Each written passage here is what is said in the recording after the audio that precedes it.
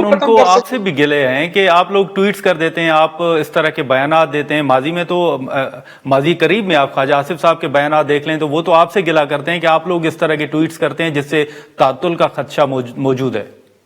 نہیں دیکھیں, ٹویٹ تو ظاہر ہے جب عطا تارڑ صاحب اور یہ جو خواجہ آصف ہیں یا اور طلال چودھری ہیں, جو ان کے بیانات تھے, مریم بی بی دیکھیں روزانہ کی بنیاد پر ہر تقریر میں عمران خان سے شروع کرتی ہے, عمران خان پہ ختم کرتی ہے. وہ 10 منٹ عمران خان کے بغیر تقریر بھی نہیں کر سکتی اگر وہ نام نہیں لیں گی ان کا. تو جتنے انہوں نے محاذ کھول رکھے تھے, اگر ایک ٹویٹ کی مار دیتی نا گورنمنٹ, ایک ٹویٹ پہ سارے خاموش ہو گئے. لیکن دیکھیں مستقل طور پہ یہ پی ٹی آئی کو کبھی کہتے ہیں انتشاری ٹولہ, کبھی کہتے ہیں دہشت گرد ٹولہ, کبھی آپ دیکھیں کل پرسوں جو ہے پرائم منسٹر کہتا ہے ملک دشمن عناصر. اگر آپ 90% اگر ملک دشمن ہو گئے تو پھر آپ رہیں گے کہاں پر؟ بھائی اپنے لوگوں کو ملک دشمن سمجھتے ہیں.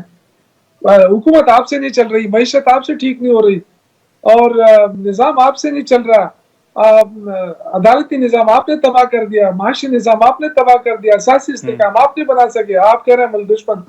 تو ملک دشمن کون ہے؟ 27,000 ارب کا قرضہ 2 سالوں میں آپ نے لے لیا. آپ نے کیا ٹھیک کیا؟ عوام کو کیا آپ نے ریلیف دیا؟ ابھی جا کے اور 1 ارب ڈالر کا قرضہ اور حکومت لے رہی ہے. تو قرضوں لے کے آپ اڑان پاکستان کو کامیاب کرنا چاہتے ہیں. قرضوں سے کبھی کوئی ملک بنا ہے؟ کوئی چلا ہے ملک؟ قرضے لیے جاتے ہیں, لیکن قرضوں کا یہ مقصد نہیں ہے کہ آپ واپسی کا نہ سوچیں اور بس قرضے ہی لیتے جائیں. یہ تو نالائکی ہے. لیکن شوکت صاحب, یہ جو آپ کا فیصلہ ہے پاکستان تحریک انصاف کا, یہ حتمی فیصلہ ہے کہ اب آپ مذاکرات میں نہیں بیٹھیں گے؟ ابھی بھی کوئی نہ کوئی امکان موجود ہے, کوئی چانس ہے, آپ حکومت کو آخری چانس دیں گے؟ دیکھیں ہم مذاکرات کے لیے اس لیے بیٹھے تھے کہ ملک مشکل میں ہے, اور ہم سمجھتے ہیں کہ ہمارے مطالبات جینون ہیں. اس پہ کوئی ایسا نہیں ہے کہ کوئی بہت بڑا پیسہ خرچ ہو رہا ہے کہ حکومت برداشت نہیں کر رہی ہے. صرف سچ آج سامنے لانا ہے. اب یہ کہہ رہے ہیں کہ 9 مئی کس نے کیا, 26 نومبر کے کون ذمہ دار ہے, اور مسلسل پی ٹی آئی اور اس کے ورکروں کو دیوار سے لگایا جا رہا ہے. تو یہ جو کمیشن ہے, اس کا مقصد صرف یہ ہے کہ دودھ کا دودھ پانی کا پانی. کمیشن صرف یہ کہہ دے گی کہ کون کون ملوث ہے, کیا اس میں رسپانسبلٹی کس پہ عائد ہوتی ہے, جس سے حکومت خوفزدہ ہے. کیونکہ آپ دیکھیں کہ بینیفیشری نون لیگ ہے, یہ سارے 9 مئی کے بھی اور 26 نومبر کے بھی بینیفیشری نون لیگ ہے, حکومت ہے. اب حکومت ڈر رہی ہے, ورنہ کمیشن بنانے میں ان کو کیا رکاوٹ ہے؟ پہلے بھی کمیشن بنتے رہے, ابھی دوبارہ اگر بن گئے تو کیا ہو جائے گا؟ صرف حکومت چونکہ اس میں ملوث نہیں, ہے. لیکن اب پھر یہ آپ سمجھتے ہیں کہ مذاکرات کا سلسلہ دروازہ بند ہو گیا یا ابھی بھی کوئی نہ کوئی امکان موجود ہے؟ دیکھیے ہماری طرف سے تو دروازے بند ہے, اگر صرف ایک چیز پہ جو خان صاحب نے بھی آج کہا ہے, اور شاید کہ اگر یہ 28 نومبر سے پہلے اگر یہ کہہ دیں کہ جی ہم بناتے ہیں جوڈیشل کمیشن, تو پھر بات ہو سکتی ہے. اس کے بغیر کوئی بات چیت نہیں ہوگی, سارے دروازے بند. لیکن یہ کہ اس کے ذمہ دار پھر گورنمنٹ ہوگی, اس لیے کہ ملک اور مشکل میں آ جائے گا. ہمارے پاس بڑے آپشنز ہیں. یہ کہتے ہیں آپ کے پاس آپشن نہیں ہے. جو عرفان صدیقی صاحب نے کہا کہ آپ کھڑکیاں بھی بند کر دیں, روشن دان بھی بند کر دیں. بھائی ہم بند کر دیں, ہمیں کسی روشن دان کی ضرورت نہیں, نہ کھڑکیوں کی ضرورت ہے. ہمارے الحمدللہ ہمارے پاس اپنی اسٹریٹ پاور موجود ہے. ہم کسی بیساکھیوں کے سہارے پہ نہیں آئے اور نہ اس پہ ڈیپینڈ کرتے ہیں. بیساکھی کے سہارے پہ گورنمنٹ کھڑی ہے, تو گورنمنٹ کو چاہیے کہ وہ ملک کو مستقل بنیادوں پہ کھڑا کرے. یہ جو قرضوں کے اوپر جو ملک چلا رہے ہیں, اس سے نہ معیشت ٹھیک ہوگی اور نہ ہی نہیں. ملک شوکت صاحب, جیسے کے آپ نے حالات. آپشنز کی بات کی, تو پی ٹی آئی کے پاس کون سے آپشنز موجود ہیں؟ کیا اسٹریٹجی ہوگی اگر مذاکرات آپ نہیں کرتے تو؟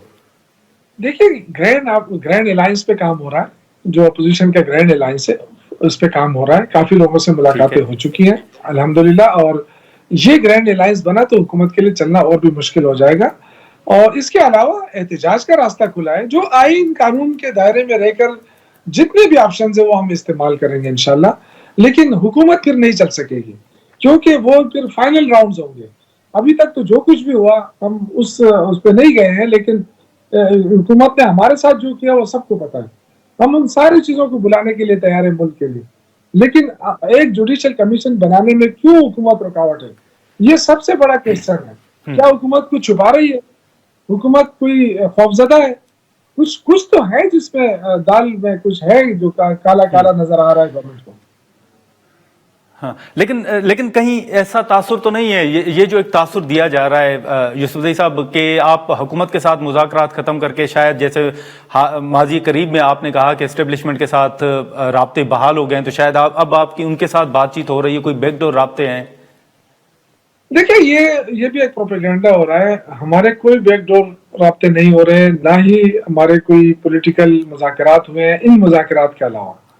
دیکھیں ایک جو بات چیت ہوئی تھی وہ امن و امان کے حوالے سے تھی، سیکورٹی کے حوالے سے تھی، جو خیبر پختونخوا کو درپیش ہے، اس میں ساری لیڈرشپ آئی تھی، اس میں ہمارے وہ بیرسٹر گوہر صاحب بھی آئے تھے، اور اس کو غلط رنگ دیا گیا، اور اس کی وجہ سے حکومت کا فیوز اڑا ہوا ہے کہ جی ان کے تو رابطے ہوئے ہیں۔ تو بھائی رابطے ہوئے ہیں تو پاکستان کے اسٹیبلشمنٹ سے رابطے ہوئے نا، انڈیا کے اسٹیبلشمنٹ سے تو نہیں ہوئے کہ آپ اتنے خوفزدہ ہو گئے، اور آپ کو اتنے سپورٹ ملی ہوئی ہے کہ آپ کو بغیر سیٹوں کے آپ گورنمنٹ چلا رہے ہیں، اور سارے جتنے بھی لوگ ہیں ان کو اکٹھا کر کے آپ کو حکومت بنا کے دی، آپ حکومت بھی نہیں چلا پا رہے، آپ عوام کو خوش بھی نہیں کر پا رہے۔